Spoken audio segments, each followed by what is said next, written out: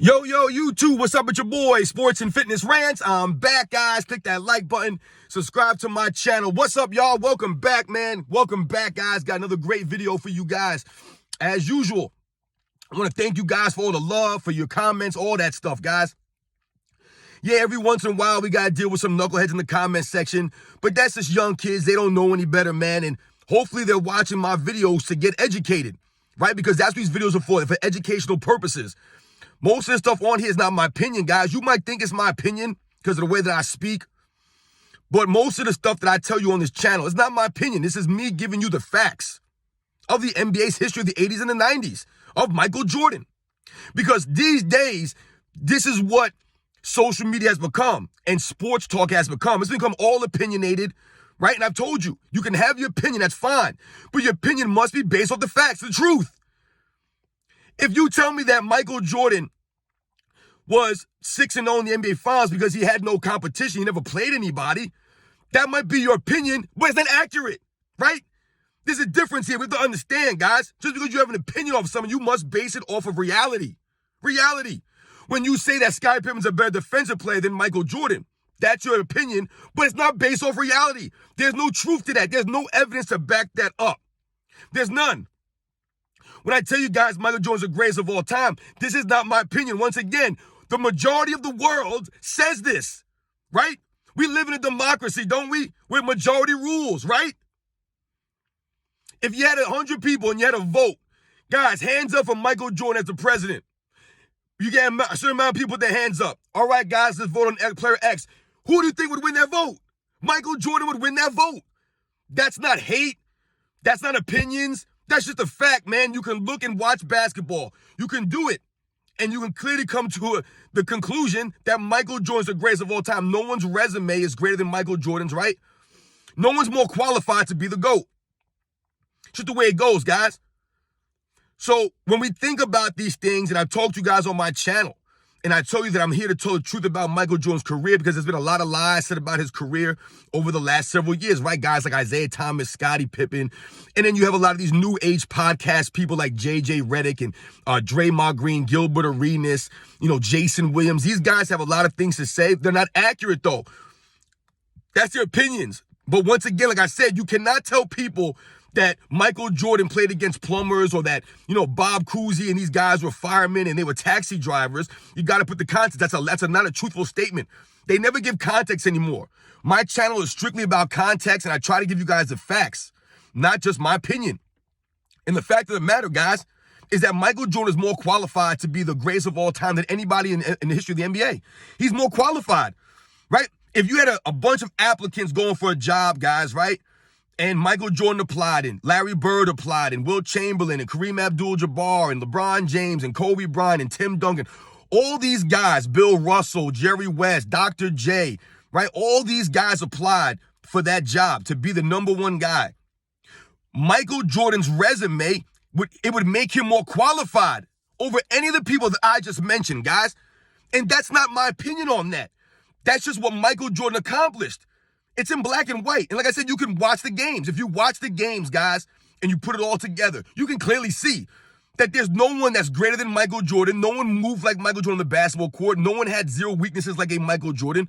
No one was a leader like a Michael Jordan. No one was a closer. No one could score and play defense at that level like Michael Jordan could. I mean, guys, there's just so many aspects that we think about basketball. We think about winning, right? And we think about leadership. Michael Jordan actually gets knocked these days for losing those first 3, 4, 5 years he was in the league. People actually knock him for that instead of congratulating him and giving him props for battling and pushing through and never quitting. Now they call Michael Jordan a quitter, when the man actually was the antithesis of quitting. He just kept pushing and getting knocked out by the same team. Michael Jordan was never a sore loser. Like I said, he never quit and switched teams. He never walked off the court early against the Pistons. After the 1990 Eastern Conference Finals, I've told you guys many times, after a Game 7 loss where Pippen did not show up again, what happened? After the game, they immediately interviewed Michael Jordan on the basketball court, still standing on the court. He just shook everyone's hand. And they interviewed Michael Jordan. He didn't wave these guys off. Nah, I'm not going to talk to you guys. I just lost a Game 7, man. Leave me alone. He didn't go in there and start talking about Scottie Pippen didn't do nothing for him or that they need more help or all this other stuff. He said, we need to get better. We're not on their level yet. That's what he said, guys. This is the classiness of Michael Jordan. This is the integrity of Michael Jordan that he had, that he continued to have. It never wavered. A lot of these other guys, they have no integrity, they have no class, they have no honor. They don't even know those terms mean. They don't. Michael Jordan is the most qualified person in NBA history to be considered the greatest of all time. For me, like I said, guys, it's not even a stretch. It's not an opinion. It's not even close. Michael Jordan, whoever you consider number 2 on your list, if Michael Jordan's number 1, there's a great distance there between number 1 and 2. And if you have LeBron James as number 2 on your top 10 all-time NBA list, then that distance is even greater. Because I would love to know who do you have under LeBron James, man. How was LeBron James number 2? There's no way LeBron James is the second greatest player of all time. See, if you have LeBron James number 2 on any of your list, then you're listening to the fabricated nonsense by ESPN and Fox Sports and things like that. They're telling you lies. So once again, you're forming an opinion in your mind. Oh, LeBron James has to be the second greatest player of all time. He has to be, right? Because you're listening to the lies. Either you're not watching the game, you didn't do your homework, and you didn't study up on the other players of NBA's history. You must not have. Because, like I said, guys, there's no way that you can say LeBron James is number 2 all-time in NBA history. There's no way you can say that. There's no way. Michael Jordan's the most qualified player in NBA history over anybody. I've done my homework, son. I've done my research, guys. You know that. I'm here for the truth. I'm not biased with Michael Jordan. I speak objectively here. I don't get paid for this. It does nothing for me personally to come on here and make these videos trying to explain or tell the truth about Michael Jordan, his career, the Chicago Bulls, Scottie Pippen, all this stuff. I'm telling you what I grew up watching. It does nothing for me personally. What bothers me is when people lie. I've told you, if you don't think Michael Jordan's the greatest of all time, that's fine. That's great. But if you're going to put someone above him and then we challenge that, or we ask why, you better have some good reasonings, man. It better be factual. It better be accurate. It can't be, oh, well, Michael Jordan didn't play anybody. His era was weak. It can't be that.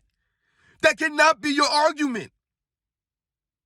When I was growing up, guys, and people thought maybe Magic Johnson was the greatest of all time, or Larry Bird, or Will Chamberlain, or Kareem Abdul-Jabbar, whoever they thought was the greatest of all time back in those days, I never remember anybody saying, well, Kareem can't be the greatest because he didn't play nobody. He played in the 70s for all those years. I never remember saying anybody saying those things, right? No one ever crapped on another legend to raise another legend, right? I never heard anybody talk about how many Hall of Fame teammates Bill Russell had. I didn't even know how many Hall of Famers Bill Russell played with when I was growing up because all they mentioned was Bill Russell and how many championships he won. Why? Because he was the main star of the team, right? I didn't know he played with John Havlicek and Bob Cousy and Tommy Heinsohn, Sam Jones. I didn't even know these guys. I knew Bill Russell. So when we think about Michael Jordan, guys, once again, he's held to a higher standard. That's why a lot of these people say these things about Michael Jordan. They'll try to pump up a Scottie Pippen, or they'll try to make it seem as if he played on a super team. All these things to bend and manipulate his career, his legacy, what actually happened. Never heard the word super team, guys, in the late 90s when Michael Jordan was playing. Never heard that. Right? Never heard it. Remember, Michael Jordan is the X factor here. It's Michael Jordan, guys. He's the most qualified player, guys, in NBA history. When you break down the resumes, you look at the stats, the accolades, the eye test, the winning, the leadership, the heart, the hustle, the grit, all that stuff. You look at all that. The way that Michael Jordan had to be the main guy, had to carry the NBA. Come on, man. Catch you guys on the next one.